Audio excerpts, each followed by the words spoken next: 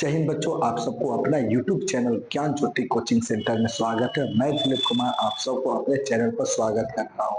यदि बच्चों आप लोगों को मेरा वीडियो अच्छा लग रहा है तो आप इसी तरह से प्यार बनाए रखें और आपका सपोर्ट ही हम लोग को आगे और भी मोटिवेट करता है वीडियो बनाने के लिए। तो बच्चों जितने भी दोस्तों के पास आप लोग के दोस्त पढ़ाई कर रहे हैं तो उनके पास आप शेयर कर दीजिए और जितने भी आप ग्रुप में जरूर डालिए और स्टेटस डालना ना भूलिए बच्चों, ठीक है।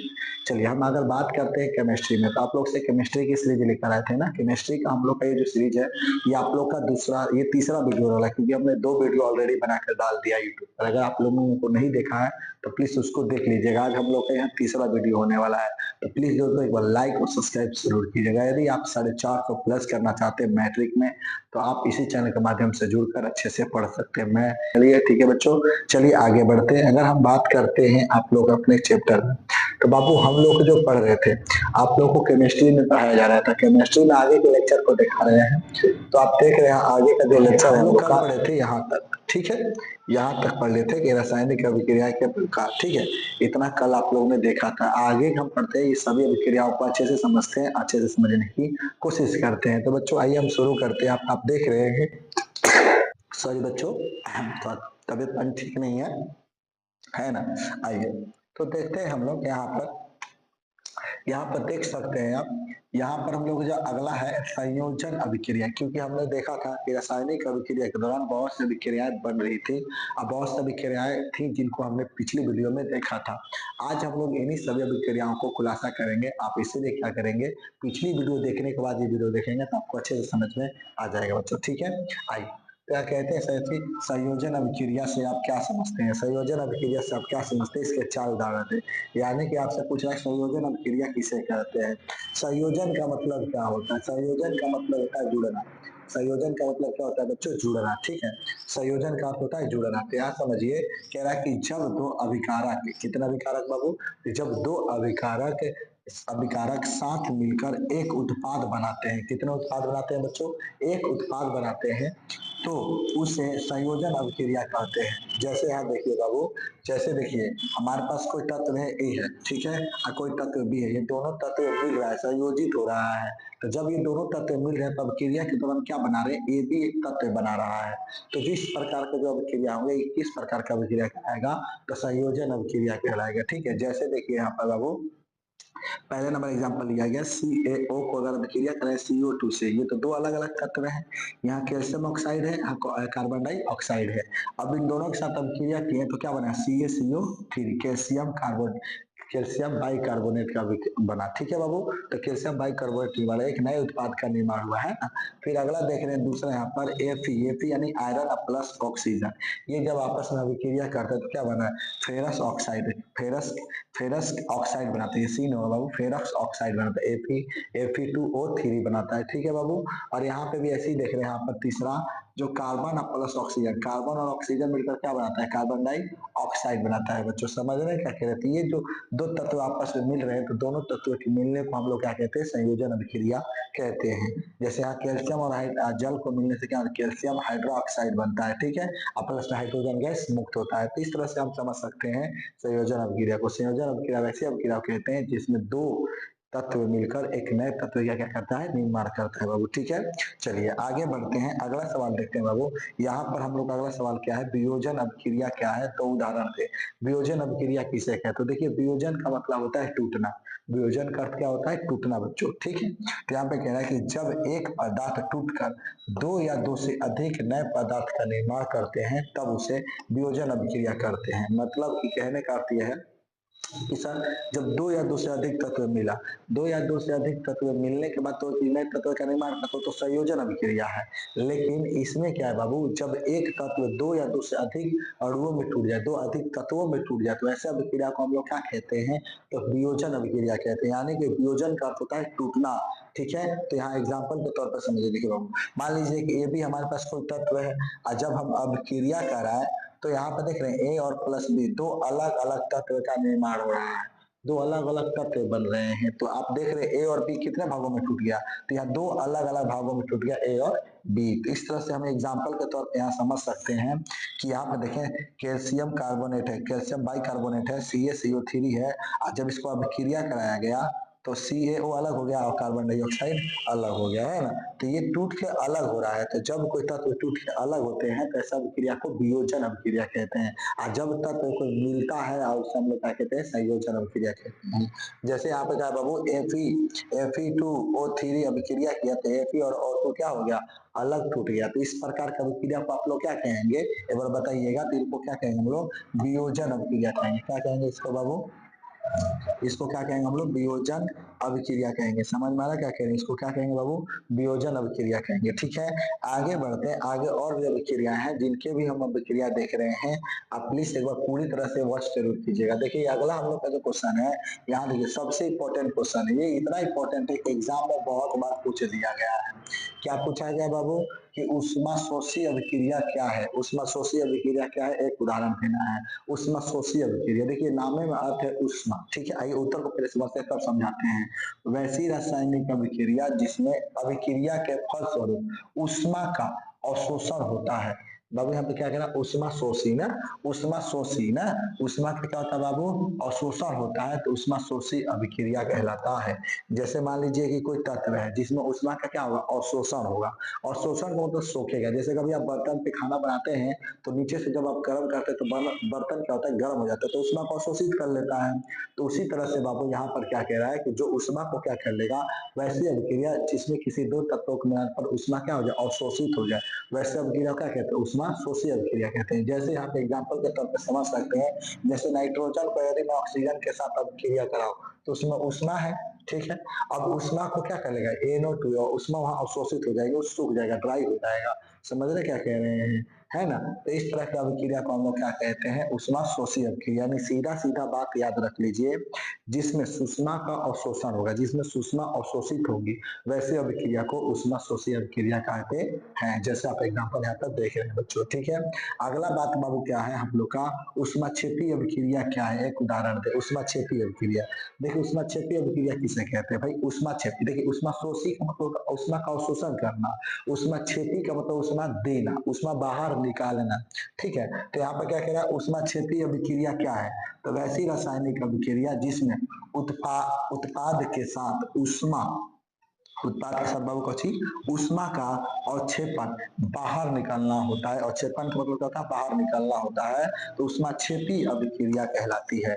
यानी कि जैसे वो अभिक्रिया जिसमें क्या होगा, जब उष्मा बाहर निकलेगा उष्माक्षेपी अभिक्रिया। जैसे आप लोग सांस ले रहे हैं, सांस ले रहे हैं तो भाई ऑक्सीजन अंदर जा रही है, लेकिन अंदर कुछ अभिक्रिया हो रही है जिसके चलते कार्बन डाइऑक्साइड बाहर, गरम गरम गैसें बाहर निकलती है ना। जब हम सोते हैं तो हमारे नाक से गर्म हवाएं बाहर निकलती है, मुंह से गर्म हवाएं बाहर निकलती है ना। तो ये किस प्रकार का अभिक्रिया, तो उष्मा क्षेपी अभिक्रिया, क्योंकि उष्मा बाहर निकल रहा है, जिसमें उष्मा बाहर निकलेगा उष्मा क्षेपी अभिक्रिया कहलाएगा। बच्चों समझ में आ रहा है क्या कह रहे हैं आप लोग से, है ना। तो आइए एग्जाम्पल के तौर पर देखिए, जैसे श्वसन की क्रिया किस प्रकार का अभिक्रिया है, एग्जाम में पूछा श्वसन की क्रिया किस प्रकार का अभिक्रिया है, तो उष्मा क्षेपी अभिक्रिया, क्योंकि इसमें उष्मा का बाहर निकलता है ना। तो जिसमें उष्मा बाहर निकलेगा उष्मा क्षेपी अभिक्रिया कहलाएगा। बच्चों समझ में आ रहा है क्या कह रहे हैं। और इसके साथ साथ क्या क्या, कार्बन और ऑक्सीजन। देखिए कार्बन को जब ऑक्सीजन के साथ अभिक्रिया कराया जाता है तो क्या बनता है, कार्बन डाइऑक्साइड, प्लस में क्या निकलता है, उष्मा निकलता है। तो जिसमें किसी में उष्मा की प्राप्ति होती है उष्मा क्षेपी अभिक्रिया कहलाता है।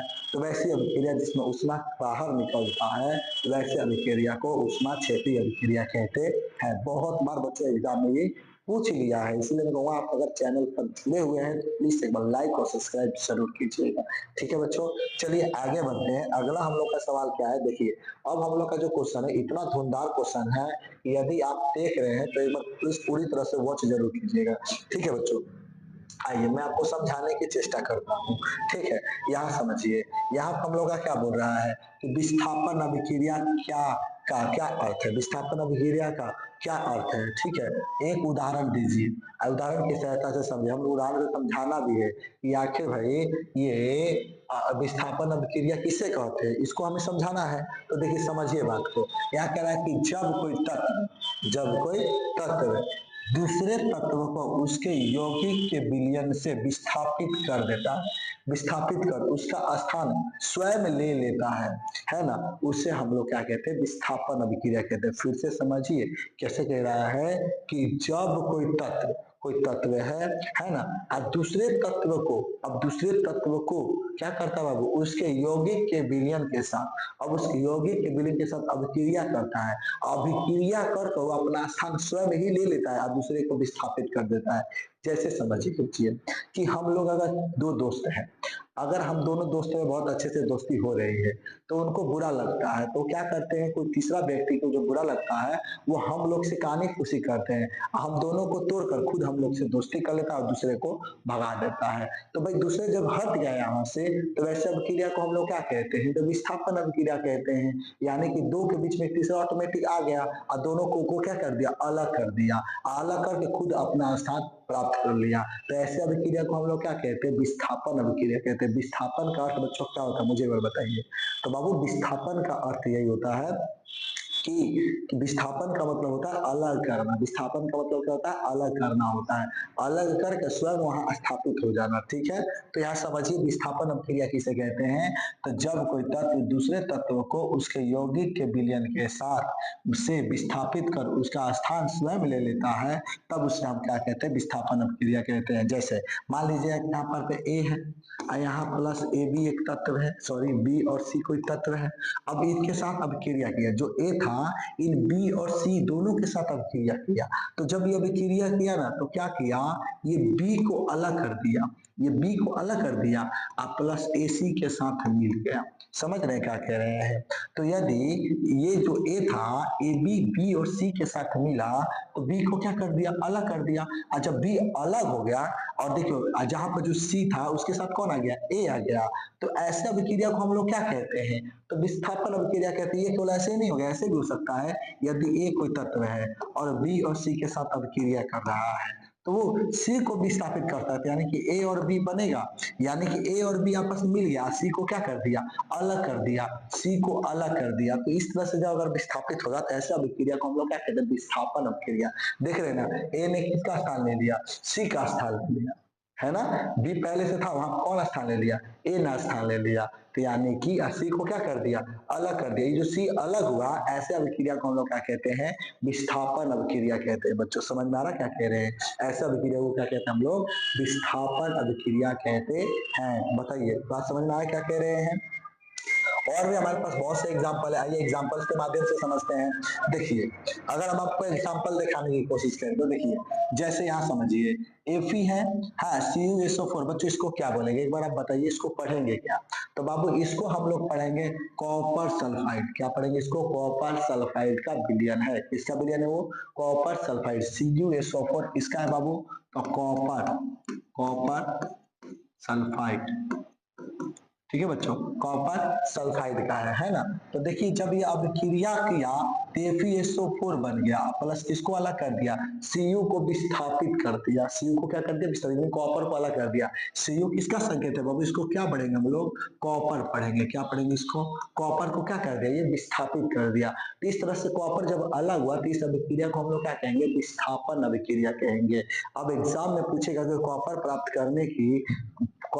करने का कोई एक उदाहरण है, तो आप ऐसे ले सकते हैं कि जब फेरस को कॉपर सल्फाइड के विलयन में मिलाया जाता है, किसको बाबू, फेरस को जब कॉपर सल्फाइड के विलयन में मिलाया जाता है तो फेरस सल्फाइड बनता है, फेरस सल्फाइड बनता है और कॉपर विस्थापित हो जाता है। इस विधि से कॉपर अलग किया जा सकता है। समझ में आ रहा है क्या कह रहे हैं। तो ये मेथड हो गया सर। और भी एग्जांपल बहुत सारे हैं। देखिए Fe2O3 है, अब एल्युमिनियम के साथ अभिक्रिया कराया गया, तो आप देख रहे हैं Al जो है ऑक्सीजन से अभिक्रिया किया और Fe को क्या कर दिया, विस्थापित कर दिया, अलग कर दिया। इस प्रकार का अभिक्रिया को हम लोग क्या कहते हैं, विस्थापन अभिक्रिया कहते हैं। बच्चों समझ में आ रहा क्या कह रहे हैं। और भी बहुत से एग्जाम्पल, आप इन एग्जाम्पलों को समझ सकते हैं। यहाँ पर देखिए, यहाँ Zn दिया हुआ है, Zn को क्या बोलते हैं बच्चों, को कमेंट करेंगे तो इसको जिंक बोलते हैं। क्या बोलते हैं, इसको जिंक बोलते हैं। और CuSO4 को क्या बोलते हैं, अभी पीछे बताए थे, कॉपर सल्फाइड बोलते हैं या कॉपर सल्फेट बोलते हैं ना। तब इसके साथ अब क्रिया किया, जैसे अब क्रिया किया तो क्या बना, ZnSO4। देखिए जो Zn है वो किससे अभिक्रिया किया, SO4 से अभिक्रिया किया और कॉपर को क्या कर दिया, विस्थापित कर दिया। तो इस तरह से अभिक्रिया कर अपना खुद ही स्थान प्राप्त कर लेता है। वैसे अभिक्रिया को हम लोग क्या कहते हैं, विस्थापन अभिक्रिया कहते है। आप यहाँ समझ सकते हैं जो कॉपर है Zn के साथ अभिक्रिया नहीं कर सकता, संभव ही नहीं है। अब बताइए कॉपर SO4 के साथ अभिक्रिया करेगा, जब SO4 के साथ अभिक्रिया करता है तो कॉपर तो विस्थापित हो जाता है, अलग हो जाता है, तो ये अभिक्रिया संभव नहीं है। आपसे आपको पूछा है कॉपर को जब Zn के घोल में मिलाया जाता है तो क्या अभिक्रिया किया जा सकता है? तो नहीं, यहाँ Zn विस्थापित नहीं होगा बच्चों। समझ में आ रहा क्या कह रहे हैं? क्योंकि दोनों ही धातुएं हैं लेकिन यहाँ पर अभिक्रिया अलग अलग से हो रहा है, इसलिए हम कहेंगे यहाँ पर यह अभिक्रिया संभव नहीं है बच्चों। ठीक है, यहाँ पर देखिए पीबी को क्या बोलते हैं, जल्दी से बच्चे बताइए। पीबी को क्या बोलते हैं? तो लेड बोलते हैं। क्या बोलते हैं बाबू? पीबी को, पीबी को हम लोग क्या बोलते हैं? तो लेड बोलते हैं। और जब लेड को कॉपर क्लोराइड के विलयन में मिलाया जाता है, इसको क्या पढ़ेंगे? Copper chloride. इसको क्या पढ़ेंगे बाबू? कॉपर, क्या पढ़ेंगे इसको? Copper chloride. ठीक है, ये कॉपर क्लोराइड के विलयन में मिलाया जाता है तो PbCl2 यानी कि लेड क्लोराइड बनता है। इसका क्या बोलेंगे नाम? Lead chloride. क्या बोलेंगे बाबू? Lead chloride. क्या बोलेंगे बाबू इसको? लेड क्लोराइड बोलेंगे। और Cu को क्या बोलेंगे बाबू? तो कॉपर बनेंगे, है ना। तो आप देख सकते हैं यहाँ पर कि जब लेड को कॉपर क्लोराइड के विलयन में मिलाया जाता है तो यहाँ पर लेड क्लोराइड बनता है और साथ ही साथ कॉपर क्या हो जाता है बाबू? विस्थापित हो जाता है। इस अभिक्रिया को हम लोग कैसा अभिक्रिया कहेंगे? तो विस्थापन अभिक्रिया कहेंगे। क्यों? क्योंकि देख रहे हैं ना यहाँ पर कॉपर की जगह पीबी स्थान ले लिया, कॉपर की जगह पीबी स्थान ले लिया, है ना, और कॉपर को क्या कर दिया? अलग कर दिया। तो ऐसे विस्थापन को हम लोग क्या कहते हैं? ऐसे अभिक्रिया को क्या कहते हैं हम लोग? विस्थापन अभिक्रिया कहते हैं बच्चों। समझ में आया? आइए और भी हम कुछ बातों को समझ लेते हैं। देखिए यहाँ पर और भी बातों को समझ लेते हैं। यहाँ क्या कह रहा है? अधिक क्रियाशील धातु अम्लों के साथ अभिक्रिया कर अम्ल से हाइड्रोजन को हटा देते हैं। कुछ ऐसी भी धातुएं होती हैं जो अम्ल से अभिक्रिया करके, कुछ अम्ल से अभिक्रिया करके क्या, किसको?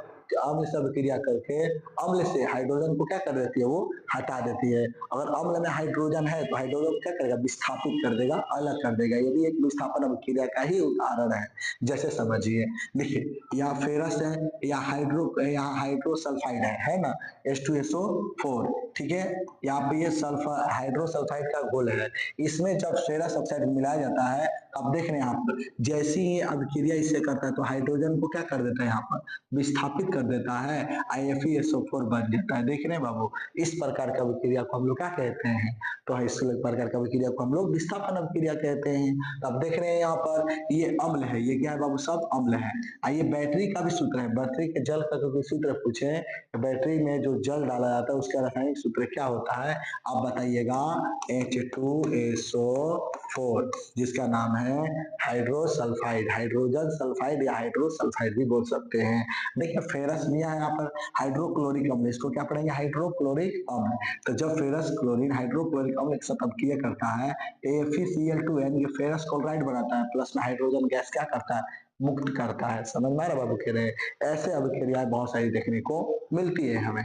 आगे बढ़ते हैं बच्चों, आगे की ओर देखते हैं और भी अभिक्रियाएं। हम लोग विस्थापन अभिक्रिया बच्चों को समझ में आ गया कि विस्थापन अभिक्रियाएं क्या होती हैं। अब आगे की ओर बढ़ते हैं। आगे बाबू हम लोग का क्या है यहाँ पर? अगला जो देख रहे हैं आप यहाँ पर ध्यान से देखिए, ये देखिए बहुत इंपॉर्टेंट है, इसलिए इस पे याद रखिएगा। द्विविस्थापन या इसका दूसरा नाम क्या है बाबू? उभय विस्थापन अभिक्रिया। द्विविस्थापन बोल दे या उभय विस्थापन बोल दे, दोनों का अर्थ एक ही होगा। आइए समझेंगे कैसे बाबू, समझिएगा। कह रहा है कि जब दो यौगिक अपने आयनों की, कितने यौगिक? तो बाबू दो यौगिक जब अपने आयनों की ना अदला बदली करके नए यौगिकों का निर्माण करते हैं। अदला बदली मतलब लेन देन करके, कहता है कि तुम मुझे वो दे दो, मैं तुझे ये दे दूंगा। दोनों में अदला बदली करके अपना स्थान परिवर्तित कर लेते हैं, तो ऐसे अभिक्रिया को हम लोग क्या कहते हैं बाबू? द्विविस्थापन अभिक्रिया या उभय विस्थापन अभिक्रिया कहते हैं।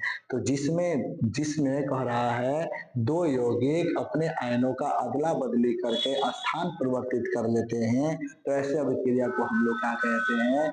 द्विविस्थापन अभिक्रिया कहते हैं। इसको हम लोग यहाँ पर उभय विस्थापन भी कहते हैं। विस्थापित का मतलब स्थान भी बदल लिया। समझ रहे हैं कैसे? आइए समझते हैं। देखिए, जैसे मान लीजिए हमारे पास ए और बी कोई तत्व है, ठीक है, और सी डी कोई यौगिक है। ए बी भी एक यौगिक है और सी डी भी एक यौगिक है। अब यहाँ पे अभिक्रिया किया, ठीक है, ए बी भी एक यौगिक है बाबू और सी डी भी एक यौगिक है। अब ये अभिक्रिया किया तो क्या करेगा, बी और सी एक साथ मिलेगा, यानी कि बी सी अभिक्रिया करेगा और ए और डी एक साथ मिलेगा और ए डी अभिक्रिया करेगा। तो आप देख रहे हैं क्या किया, अब इसका जो ए बी था इसमें बी वो किसके साथ मिल गया, वो सी के साथ मिल गया। इसमें जो ए था वो किसके साथ मिल गया, डी के साथ मिल गया। तो ये अपना स्थानों का क्या किया, अदला बदली, और अदला बदली करके नए यौगिकों का निर्माण किया।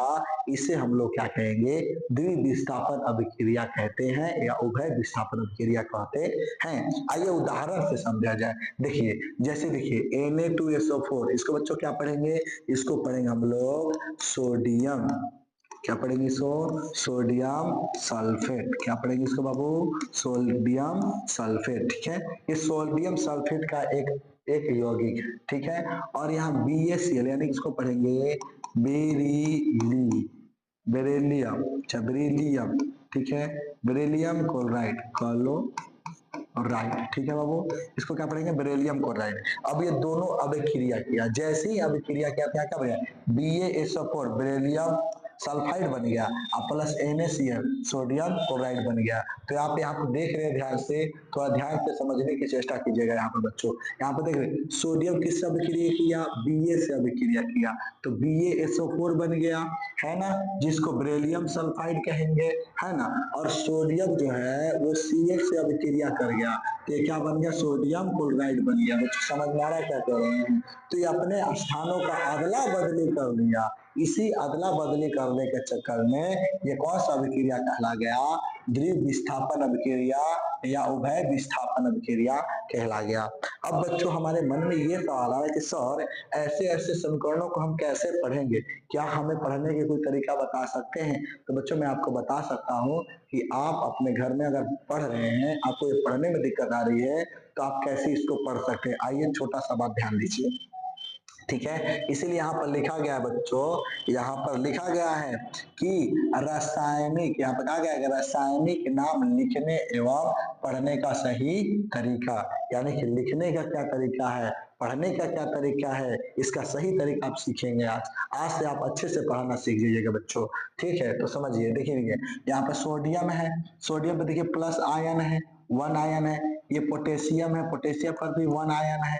मैग्नीशियम पर 2 आयन है, कैल्शियम पर 2 आयन है, बेरिलियम पर 2 आयरन है, जिंक पर 2 आयरन है और फेरस पर 2 आयरन है। देख रहे आयरन है ना बाबू। ये किससे अभिक्रिया गया, SO4 का होल, SO4 से अभिक्रिया किया गया है, ठीक है। ये होल्ड वाइज नहीं पढ़ेंगे क्योंकि यहाँ दो रहता तब होल्ड वाइज, ये माइनस है, यानी कि ये क्या कर रहा है, इलेक्ट्रॉनों का ग्रहण करेगा। ये जो प्लस है इलेक्ट्रॉनों का क्या करेगा, त्याग करेगा। ये बात आप पहले से जानते हैं, अगर नहीं जानते हो तो आप 9th क्लास में इस बात को समझ लीजिए कि आपने वहां पे पढ़ा था कि सोडियम की परमाणु संख्या होता है 11। तो आप इलेक्ट्रॉनिक विन्यास से निकाले हैं ना, तो आप निकाले होंगे 2 8 1। तो देख रहे हैं अंतिम कक्ष में कितने इलेक्ट्रॉन, तो सर अंतिम कक्ष में 1 इलेक्ट्रॉन, तो 1 इलेक्ट्रॉन त्याग करेगा, है ना। तो 1 इलेक्ट्रॉन का अगर ये त्याग कर रहा है तो सोडियम कौन सा आयन बनेगा, तो धन आयन बनेगा। समझ में आ रहा है। इस तरह से हम 1 इलेक्ट्रॉन लिख सकते हैं कि इलेक्ट्रॉन का क्या करेगा, त्याग करेगा। तो इसीलिए यहाँ पर जितने इलेक्ट्रॉन को वो त्याग कर रहे हैं, जैसे magnesium, calcium, beryllium, zinc, ferrous, ये जितने भी है ये इलेक्ट्रॉनों का क्या कर रहे हैं, त्याग कर रहे हैं। जो सोडियम है 1 इलेक्ट्रॉन का त्याग कर रहा है, पोटेशियम 1 इलेक्ट्रॉन का त्याग कर रहा है, मैग्नीशियम 2 इलेक्ट्रॉनों का त्याग कर रहा है। इस तरह से इलेक्ट्रॉनों का त्याग कर रहे हैं और त्याग करके किससे अभिक्रिया करें, SO4, यानी इसको हमको क्या पढ़ेंगे, सल्फेट पढ़ेंगे। SO4 को क्या पढ़ेंगे हम लोग, सल्फेट पढ़ेंगे, है ना। तो यहाँ देखिए जब हम सोडियम को SO4 के साथ अभिक्रिया कराएं तो इसको हम लोग क्या पढ़ेंगे, सोडियम Na2SO4 बनेगा, तो इसको हम क्या पढ़ेंगे, सोडियम सल्फेट पढ़ेंगे। ऐसी पोटेशियम को अभिक्रिया क्या है सल्फेट के साथ, तो क्या पढ़ेंगे, पोटेशियम सल्फेट पढ़ेंगे, K2SO4 पढ़ेंगे। अगर मैग्नीशियम के साथ अभिक्रिया क्या है सल्फेट का, तो क्या पढ़ेंगे, मैग्नीशियम SO4 यानी मैग्नीशियम सल्फेट पढ़ेंगे। समझ में आ रहा है क्या कह रहे हैं। ऐसी कैल्शियम है बाबू, सल्फेट सल्फेट क्या बनेगा, कैल्शियम सल्फेट बनेगा। ऐसे ही Ba है, बेरिलियम को अभिक्रिया करेंगे सल्फेट, तो क्या बनेगा, बेरियम सल्फेट बनेगा। ऐसी बाबू जिंक है, जिंक जब सल्फेट अभिक्रिया करते करते क्या बनेगा, जिंक सल्फेट बनेगा। ऐसी जो आयरन है बाबू अभिक्रिया करेगा सल्फेट से तो क्या बनेगा, आयरन सल्फेट बनेगा या फेरस सल्फेट बन जाएगा। समझ में आ रहा है कैसे अभिक्रिया करता है। तो आप इस तरह से पढ़िएगा बच्चों, जब भी SO4 से अभिक्रिया करेगा तो आपको बस सल्फेट सल्फेट सल्फेट सल्फेट लगाते चलने जाना है बच्चों, ठीक है। और भी मान लीजिए सल्फेट ना करके क्लोरीन से अभिक्रिया करेगा तो उसको कैसे पढ़ेंगे, तो देखिए यहाँ पर समझिए। अगर मान लीजिए यही सोडियम में है, सोडियम को किससे अभिक्रिया, Cl को हम करके पढ़ेंगे, क्लोराइड पढ़ेंगे। क्या पढ़ेंगे बाबू, क्लोराइड। साथ में रहेगा तो क्लोराइड पढ़ेंगे। जैसे कि सोडियम क्लोराइड तो बनेगा सोडियम क्लोराइड। ऐसी पोटेशियम क्लोराइड क्या बन गया, पोटेशियम क्लोराइड। यहाँ पे देखिए मैग्नीशियम क्लोराइड क्या बन गया, मैग्नीशियम क्लोराइड। फिर ऐसे कैल्शियम क्लोराइड क्या बन गया, यहाँ पर कैल्शियम क्लोराइड। फिर बाबू यहाँ पे क्या बना, बेरिलियम क्लोराइड, यहाँ पे बन गया बेरिलियम क्लोराइड। ऐसे ही बच्चों यहाँ पे जिंक क्लोराइड तो क्या बन गया, जिंक क्लोराइड। अब बाबू यहाँ पर फेरस है तो फेरस क्लोराइड तो फेरस क्लोराइड बन गया। तो इस तरह से आप क्या करेंगे, बार बार से पढ़ेंगे ना तो आपको समझ में आ जाएगा कि कैसे क्या लिखना है और कैसे पढ़ना है बच्चों। समझ में आ रहा क्या कह रहे हैं। आई होप कि आपको वीडियो बहुत अच्छे से समझ में आ रही होगी बच्चों। अब आगे की ओर बढ़ते हैं, आगे देखिए। देखिए वैसे तो अभिक्रिया बहुत सारी हैं, उसमें से एक अवक्षेप अभिक्रिया भी है। आई अवक्षेप अभिक्रिया बोल, अवक्षेप का मतलब क्या होता है, तो अवक्षेप का मतलब यहाँ अच्छे से समझने की कोशिश कीजिएगा, क्योंकि आपके बुक में था कि रासायनिक अभिक्रिया के दौरान कभी रंग का परिवर्तन होता है, तो कभी गैस का बनता है, तो कभी अवक्षेप बनता है, तो कभी उसका आकृति बदल जाता है। ये सबके बारे में हम डिस्कस कर रहे हैं, इसीलिए बारी बारी अभिक्रिया को आपको क्या कर रहे हैं, समझाने की हम लोग कोशिश कर रहे हैं बच्चों के। यहाँ पर क्या है आपका अवक्षेप अभिक्रिया। देखिए यहाँ पर कौन सा अभिक्रिया बाबू, अवक्षेपण अभिक्रिया, ठीक है। अवक्षेपण अभिक्रिया को बढ़िया से समझिएगा। कह रहा है कि वैसी रासायनिक अभिक्रिया जिसमें किसी अवक्षेप का निर्माण होता है उसे अवक्षेपण अभिक्रिया कहते हैं। अवक्षेप के रूप में यानी कि एक पदार्थ के रूप में बनेगा, एक नए पदार्थ के रूप में दिखाई पड़ेगा, उस अवक्षेप अभिक्रिया कहते हैं। जैसे समझिए, देखिए बाबू पीबी को क्या बोले थे आपको बताइए मुझे कमेंट करके, पीबी को क्या कहा जाता है, तो पीबी को बाबू क्या कहा जाता है, तो बाबू लेड कहा जाता है। क्या बोलते हैं इसको, लेड कहते हैं। क्या बोलते हैं इसको, लेड बोलते हैं।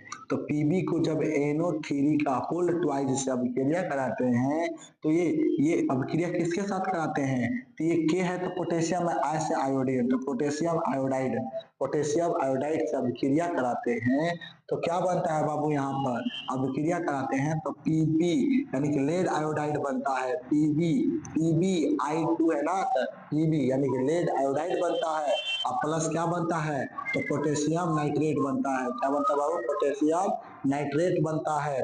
तो बाबू इस तरह से अभिक्रिया यानी कि जो यहाँ पे जो PbI2 देख रही है इस प्रकार का अवक्षेप बनता है, गाज जैसा सफेद सफेद प्रकार का अवक्षेप बनता है। और ये देखिए पोटेशियम नाइट्रेट का एक पदार्थ बाहर विस्थापित होता है। समझ रहे हैं क्या कह रहे हैं। आइए अब सब अभिक्रिया को नाइट्रेट के साथ अभिक्रिया करके देखते हैं। देखिए बाबू पीबी को जब मैं अभिक्रिया करा नाइट्रेट के साथ तो पीबी को लेड पढ़ते हैं, सोडियम Na को सोडियम पढ़ते हैं, के को पोटेशियम पढ़ते हैं, Mg को मैग्नीशियम पढ़ते हैं, और कैल्शियम को बाबू Ca को कैल्शियम पढ़ते हैं, और Ba को बेरिलियम पढ़ते हैं, और Zn को जिंक पढ़ते हैं। तो जब लेड को नाइट्रेट से अभिक्रिया कराएंगे तो क्या बनेगा, लेड नाइट्रेट बनेगा, है ना। और जब सोडियम को नाइट्रेट से अभिक्रिया कराएंगे तो क्या बनेगा, सोडियम नाइट्रेट बनेगा। ऐसे ही पोटेशियम को जब नाइट्रेट से अभिक्रिया कराएंगे तो क्या बनेगा, पोटेशियम नाइट्रेट बनेगा बाबू। ऐसे ही मैग्नीशियम को जब मैं नाइट्रेट से अभिक्रिया कराऊंगा तो क्या बनेगा, मैग्नीशियम नाइट्रेट बनेगा बच्चों। और कैल्शियम को यदि मैं नाइट्रेट से अभिक्रिया कराऊं तो क्या बनेगा, कैल्शियम नाइट्रेट बनेगा। और बेरिलियम को जब मैं नाइट्रेट से अभिक्रिया कराऊं तो क्या बनेगा, बेरियम नाइट्रेट बनेगा बाबू। और जिंक को जब नाइट्रेट से अभिक्रिया कराऊं तो क्या बनेगा, जिंक नाइट्रेट बनेगा। तो इस तरह से अभिक्रियाएं आप समझ रहे हैं बच्चों। तो आपको केवल ये याद करना है, नाइट्रेट को भाई किसी के साथ अभिक्रिया होता है नाइट्रेट नाइट्रेट नाइट्रेट पढ़ेंगे, ठीक है। आई होप कि आपको समझ में बात आ गई होगी।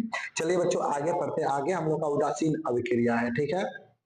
आइए उदासीन अभिक्रिया को भी हम लोग समझते हैं, उदासीन अभिक्रियाएं क्या होती हैं, ठीक है ना। आइए यहाँ पर कहा गया बाबू उदासीकरण अभिक्रिया, तो भाई ये अभिक्रिया क्या होती है, इस अभिक्रिया के बारे में आप क्या जानते हैं, आइए समझते हैं। आइए तो यहाँ पे कहा गया है द्विविस्थापन अभिक्रिया जब अम्ल और क्षार, देखिए बाबू अम्ल जो स्वाद में खट्टे होते हैं, क्षार जो स्वाद में क्या होते हैं बाबू, स्वाद में कैसे होते हैं, कड़वे होते हैं ना। तो अम्ल और क्षार के बीच होता है तब उसे उदासीनीकरण अभिक्रिया कहते हैं। यानी कि एग्जाम में आ गया कि उदासीनीकरण अभिक्रिया किसे कहते हैं, तो वैसी अभिक्रिया जो अम्ल एवं भस्म के साथ कराई जाती है वैसी अभिक्रिया को उदासीनीकरण अभिक्रिया कहते हैं। या आप दूसरे भाषा में कह सकते हैं वैसी रासायनिक अभिक्रिया जिसमें अम्ल एवं क्षार अपने आयनों का अदला बदली करके लवण एवं जल बनाते हैं, तो उसे हम लोग क्या कहते हैं, उदासीनीकरण अभिक्रिया कहते हैं। जैसे बाबू देखिए यहाँ पे HCl है, ये अम्ल है, और NaOH क्या है बाबू, ये क्षार है। तो बाबू HCl जो है हाइड्रोक्लोरिक अम्ल है, NaOH है जो सोडियम हाइड्रोक्साइड है। ठीक है, तो जब इसके साथ अभिक्रिया किया जाता है, हाइड्रोक्लोरिक अम्ल है ना, तो जब इन दोनों के साथ अभिक्रिया किया जाता है तो क्या बनता है, NaCl। NaCl बाबू क्या है, तो NaCl एक प्रकार का नमक है जो नमकीन होता है ना। और H2O क्या बनता है बाबू, जल बनता है। ठीक है, तो जल, नमक जो होता है बाबू ये कड़वा होता है, कड़वा कह रहे सॉरी बाबू, जो नमक होते हैं ये थोड़ा ये लवण होता है, ये क्या होता है बाबू, लवण होता है, लवण। ठीक है, ये लवण होता है, जो नमक होते हैं ये लवण होता है, नमकीन होता है ना। तो सोडियम NaCl और H2O की प्राप्ति होती है। साधारण नमक का रासायनिक सूत्र क्या होता है, तो NaCl होता है बच्चों। ठीक है, और यहाँ देख लीजिए HNO3 ये भी एक प्रकार का क्या है, तो बाबू अम्ल है, और ये एक प्रकार क्या है, तो ये बाबू क्षार है। ये बाबू क्या है हम लोग का, ये हम लोग का क्या है बाबू, क्षार है। तो KOH का क्षार है, तो जिसमें OH लगा है वो क्षार है, और जिसमें HNO3 लगा वो क्या है, अम्ल है। तो बाबू ये जब अभिक्रिया करता है तो क्या बना है, KNO3 यानी पोटेशियम नाइट्रेट बन गया। जो पोटेशियम नाइट्रेट है बाबू ये प्रकार क्या है, लवण है, और H2O मेरा क्या है बाबू, जल है। तो याद रखिएगा वैसी अभिक्रिया जिसमें अम्ल और कौची बाबू, क्षार के फलस्वरूप लवण और जल प्राप्त होता है, लवण और जल प्राप्त होता है, तो ऐसे अभिक्रिया को हम लोग क्या कहते हैं, उदासीनीकरण अभिक्रिया कहते हैं। बच्चों समझ में आया क्या कह रहे हैं। सबसे अगला सवाल, आइए अगले सवाल को देखते हैं। अगला सवाल क्या कह रहा है बाबू, रेडॉक्स अभिक्रिया क्या होता है, रेडॉक्स है नहीं बाबू, यहाँ पर सॉरी यहाँ ऑक्सीकरण अभिक्रिया है। कौन सा अभिक्रिया बाबू, ऑक्सीकरण अभिक्रिया। ऑक्सीकरण मतलब ऑक्सीजन से अभिक्रिया करना, जाहिर सी बात है ना। या इसको क्या कहते हैं, उपचयन अभिक्रिया भी कहते हैं, इसको क्या कहते हैं, उपचयन अभिक्रिया भी कहा जाता है। आइए इनको भी देखा जाए कैसे होता है। तो वैसी रासायनिक अभिक्रिया जिसमें ऑक्सीजन की वृद्धि, किसकी वृद्धि होती है बाबू, ऑक्सीजन की वृद्धि होती है, हाइड्रोजन की कमी होती है, तो उसे हम लोग क्या कहते हैं, ऑक्सीकरण। क्या कहते हैं बाबू, ऑक्सीकरण अभिक्रिया या उपचयन अभिक्रिया। याद रखिए, देखिए सिंपल भाषा में, तो ऐसी अभिक्रिया जिसमें ऑक्सीजन की वृद्धि और हाइड्रोजन की कमी होती है, ऐसे अभिक्रिया को ऑक्सीकरण अभिक्रिया या उपचयन अभिक्रिया भी कहते हैं। आइए इसको समझा जाए। जैसे मैग्नीशियम को जब ऑक्सीजन के साथ अभिक्रिया कराया जाता है तो मैग्नीशियम ऑक्साइड बनता है बच्चों, है ना। वैसे जैसे अमोनिया को जब ऑक्सीजन के साथ अभिक्रिया कराया जाता है तो नाइट्रोजन और जल की प्राप्ति होती है। तो ये जो अभिक्रिया है, इस प्रकार की अभिक्रिया को हम लोग क्या कहते हैं, ऑक्सीकरण अभिक्रिया कहते हैं बाबू। आगे देखते हैं, ऊपर की अभिक्रिया में अमोनिया का ऑक्सीकरण हुआ है। यहाँ पे अमोनिया का क्या हुआ है, ऑक्सीकरण। आपसे एग्जाम का अमोनिया का रासायनिक सूत्र क्या होता है, तो अमोनिया का रासायनिक सूत्र NH3 होता है। याद रखिएगा, अमोनिया का रासायनिक सूत्र क्या होता है, NH3 होता है। अमोनिया में कितने हाइड्रोजन होते हैं, तो 3 हाइड्रोजन होते हैं। ठीक है बच्चों, आगे बढ़ते हैं। अगला हम लोग का सवाल क्या है, उपचयन या अवकरण। ठीक है, उपचयन या अवकरण अभिक्रिया, इसको हम लोग क्या कहते हैं, रिडक्शन कहते हैं, और इसको हम लोग क्या कहते हैं, ऑक्सीडेशन कहते हैं। ठीक है बाबू, आइए अपचयन या अवकरण को समझते हैं। तो वैसी रासायनिक अभिक्रिया जिसमें ऑक्सीजन की कमी, इसमें क्या होता है बाबू, इसमें ऑक्सीजन की क्या होती है, कमी होती है, हाइड्रोजन की क्या होती है, वृद्धि होती है, तो ऐसे अभिक्रिया को अपचयन अभिक्रिया कहते हैं। जैसे बाबू यहाँ हाइड्रोजन है, क्लोरीन से अभिक्रिया करके क्या बना है, HCl। ठीक है, हाइड्रोक्लोरिक अम्ल बना, है ना। तो इसमें कहा गया है जो क्लोरीन का अवकरण हुआ है, इसमें क्लोरीन क्या हुआ है, अवकृत हुआ है, क्योंकि इसमें क्या हुआ है बाबू, ऑक्सीजन की कमी हुई है और हाइड्रोजन की वृद्धि हुई है। समझ में आ रहा है बाबू क्या कह रहे हैं। और भी एग्जाम्पल बहुत से हैं, आप समझ सकते हैं। यहाँ पर देखिए हाइड्रोजन है और यहाँ आयोडीन है। अब जब इन दोनों के साथ अभिक्रिया किया गया तो HI बना, है ना, HI बना। तो इसमें जो I2 है, जो यानी कि जो आयोडीन का, इसमें आयोडीन का क्या होगा, अवकरण हुआ, क्योंकि आयोडीन में किसका कमी हुआ, ऑक्सीजन की कमी हुआ और हाइड्रोजन की वृद्धि हुई। जिसमें ऑक्सीजन की कमी हो और हाइड्रोजन का वृद्धि हो, उसे क्या कहेंगे, अवकरण कहेंगे या अवकरण कहेंगे। जिसमें बाबू, जिसमें ऑक्सीजन का वृद्धि, हाइड्रोजन की कमी हो, उसे ऑक्सीकरण कहेंगे।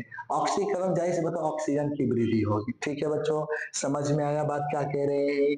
आगे बढ़ते हैं, अगला टॉपिक में हम लोग बात करने वाले हैं यहाँ पर किसके बारे में, उष्मीय वियोजन के बारे में। किसके बारे में बात करने वाले बाबू, उष्मीय वियोजन। आइए, क्या उष्मीय वियोजन, उष्मा का वियोजन का मतलब बताते हैं टूटना, उष्मा का भी टूटना। ठीक है, कैसे टूटेगा आइए समझते हैं। वैसी रासायनिक अभिक्रिया जिसमें कोई पदार्थ उष्मा के कारण टूट जाता है, किसके कारण टूट जाता है, वो उष्मा के कारण टूट जाता है, तो उसे उष्मीय वियोजन अभिक्रिया कहते हैं। जैसे पीबी है, लेड नाइट्रेट को, PbNO3 का होल ट्वाइस को जब उष्मा देते हैं, यानी कि गर्म करते हैं, क्या करते हैं बाबू, उसको उष्मा करते हैं, गर्म करते हैं, तो PbO अलग हो जाता है और नाइट्रेट ऑक्साइड भी अलग हो जाता है, ऑक्सीजन भी अलग हो जाता है। इस तरह से ये 3 अलग अलग तत्वों में टूट जाते हैं।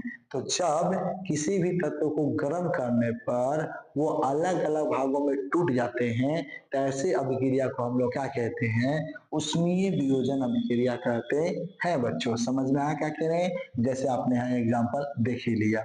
आइए बाबू, विद्युतीय वियोजन अभिक्रिया किसे कहते हैं, विद्युतीय वियोजन अभिक्रिया। विद्युतीय वियोजन अभिक्रिया क्या होता है, इसको भी समझिए। कह रहा है कि वैसी रासायनिक अभिक्रिया जिसमें वियोजन विद्युत धारा के कारण होता है ना, किसके कारण होता है, तो विद्युत धारा के कारण होता है, तो विद्युत वियोजन अभिक्रिया कहते हैं, क्योंकि उसमें विद्युत प्रवाहित किया गया। अच्छा, विद्युत धारा यानी कि लाइन प्रवाहित करेंगे तब वो टूट गया, वियोजन का मतलब टूट गया, तो ऐसा अभिक्रिया को हम लोग क्या कहते हैं, तो विद्युत वियोजन अभिक्रिया कहते हैं। जैसे मान लीजिए जल है, जल में मैंने विद्युत धारा प्रवाहित कर दिया, जल में मैंने क्या प्रवाहित कर दिया, विद्युत धारा। आजकल का पानी जब हम गर्म करते तो आप देखे होंगे ऐसे हाथ पकड़ने वाला था, पानी में डाल देते तो गर्म हो जाता है कुछ देर में पानी, है ना। तो वही कह रहा है कि जब जल में विद्युत धारा प्रवाहित करते हैं तो हाइड्रोजन और ऑक्सीजन क्या हो जाते हैं, अलग टूट जाते हैं। इस टूटने की अभिक्रिया को हम लोग क्या कहते हैं, विद्युत वियोजन अभिक्रिया, क्योंकि विद्युत के द्वारा घटित हो रही है तो विद्युत वियोजन अभिक्रिया। जिसमें उष्मा के द्वारा टूटेगा उष्मा या उष्मीय वियोजन अभिक्रिया कहेंगे। ठीक है, जैसे NaCl यानी कि नमक में जब विद्युत धारा प्रवाहित किया जाता है तो सोडियम और क्लोरीन क्या हो जाते हैं, अलग अलग हो जाते हैं। तो ऐसा अभिक्रिया को हम लोग क्या कहेंगे, विद्युत वियोजन अभिक्रिया कहते हैं। समझ में आया बाबू क्या कह रहे हैं।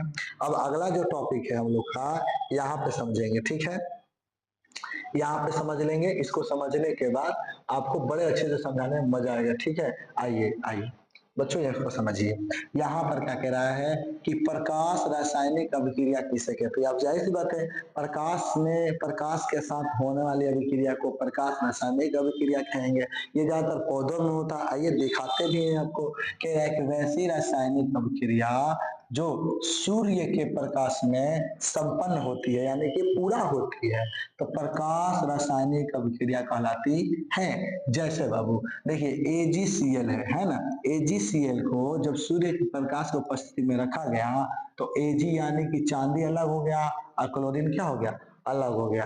तो मुझे बच्चों बताओ Ag किसका संकेत है, तो Ag किसका संकेत है बाबू, चांदी का संकेत है। ठीक है, चांदी का रासायनिक सूत्र क्या होता है, Ag होता है। ठीक है बच्चों, आगे बढ़ते हैं। देखिए AgBr को जब सूर्य के प्रकाश की उपस्थिति में रखा गया तो Ag अलग हो गया और Br क्या हो गया, अलग हो गया। तो भाई इसमें किससे अभिक्रिया हो रहा है, सूर्य के प्रकाश से अभिक्रिया हो रहा है।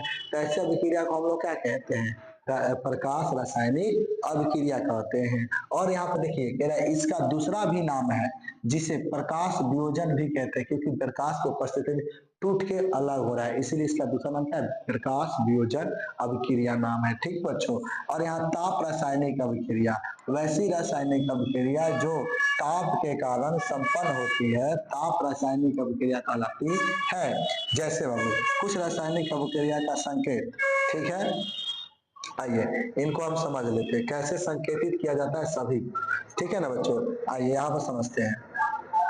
देखिए बाबू, अगर प्लस है तो उष्मा रखने पर उष्मा क्षेपी अभिक्रिया होगा, ठीक है, माइनस है तो उष्मा रखने पर उष्मा शोषी अभिक्रिया होगी, ठीक है। और जब दो से एक हो जाए तो उसे संयोजन अभिक्रिया कहेंगे, और जब एक से दो हो जाए तो उसे वियोजन अभिक्रिया कहेंगे। यानी कि जब दो गो से एगो बन जाए तो संयोजन अभिक्रिया, और जब एगो से दो गो हो जाए तो वियोजन अभिक्रिया, है ना। और जब एक मूलक हटे तो एकल विस्थापन